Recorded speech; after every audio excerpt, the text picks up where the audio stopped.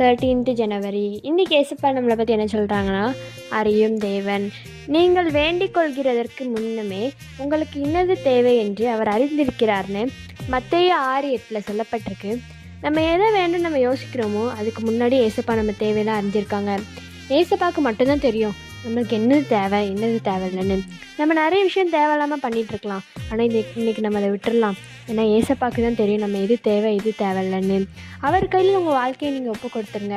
அவர் உங்கள் வாழ்க்கையை ஒரு பியூட்டிஃபுல்லான ஒரு இதாக மாற்றி கொடுத்துருவாரு.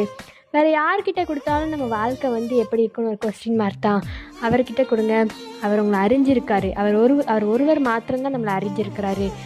அவர்கிட்ட மட்டும்தான் நம்மளை பற்றி உண்மை எல்லாமே தெரியும். அவருக்கு மட்டும்தான் நம்மளை பற்றி தெரியும். நீங்கள் அவரை மட்டும் நம்புங்க. அவர் உங்களை அறிஞ்சிருக்கிறாங்க. By truth of mercy. Have a great day.